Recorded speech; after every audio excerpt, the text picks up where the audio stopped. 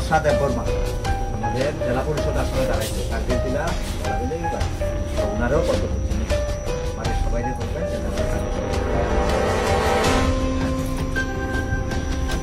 পানিতে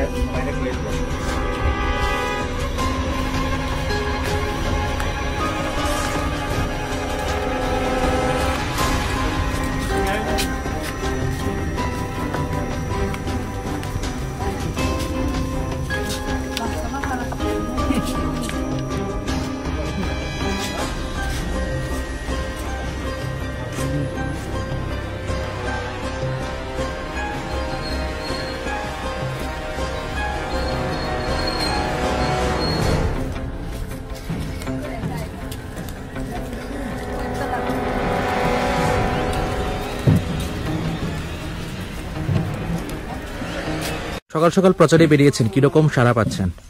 আমরা জনগণের ব্যাপক সাড়া পাচ্ছি।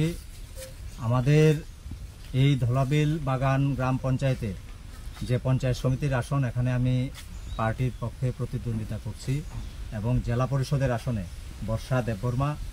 আমরা এই অঞ্চলই শুধু না, সারা ত্রিপুরা রাজ্যের সঙ্গে খোয়াইতে ইতিমধ্যেই প্রায় প্রত্যেকটা গ্রাম পঞ্চায়েত মেম্বার স্তরে আমরা বিনা প্রতিদ্বন্দ্বিতায় জয়ী হয়েছি।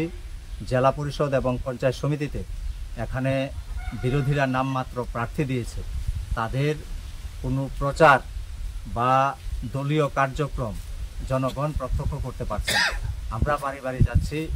বিগত 6 বছরে কেন্দ্রীয় সরকার বলুন, রাজ্য সরকার বলুন এবং আমাদের গ্রাম পঞ্চায়েতগুলি তাদের উদ্যোগে এই অঞ্চলে ব্যাপকভাবে জন উন্নয়নের কাজ এখানে সম্পন্ন হয়েছে। রাস্তাঘাট থেকে শুরু করে, ঘর দেওয়া থেকে শুরু করে, বিনা পয়সায় বিদ্যুৎ সংযোগ, গ্যাস কানেকশন থেকে শুরু করে সর্বক্ষেত্রে আমাদের সরকার উল্লেখযোগ্য কর্মসূচি নিয়েছে। আর আমাদের এই গ্রাম পঞ্চায়েতগুলি এখানে সফলতার সঙ্গে জন উন্নয়নের এই কাজগুলিকে বাস্তবায়িত করতে পেরেছে। তাই আমাদের বিশ্বাস, এই পঞ্চায়েত নির্বাচনে আমরা ব্যাপক ভোটের ব্যবধানে এখানে আমাদের প্রত্যেকটা প্রার্থী জয়ী হবে। আমাদের বিজেপি দলের কাছে পঞ্চায়েত নির্বাচন শুধুমাত্র একটা ক্ষমতা দখলের নির্বাচন না, এই নির্বাচন আমাদের ভারতীয় জনতা পার্টির কাছে একটা মতাদর্শগত সংগ্রামের বিশেষ অংশ হিসাবে আমরা দেখি। সমাজের অন্তিম স্তরে বসবাসরত মানুষ তার অর্থনৈতিক সামাজিক উন্নয়নের প্রশ্নে গত 10-11 বছরে ভারতবর্ষের কেন্দ্রীয় সরকার মোদিজির নেতৃত্বে উল্লেখযোগ্যভাবে দারিদ্র দূরীকরণে কর্মসূচি গ্রহণ করেছে। আমাদের রাজ্যে ডক্টর মানিক শাহর নেতৃত্বে যে সরকার, এই সরকারও গ্রাম ত্রিপুরার সর্বস্তরের মানুষের আর্থিক সামাজিক উন্নয়নে বিভিন্ন কর্মসূচি নিয়েছে।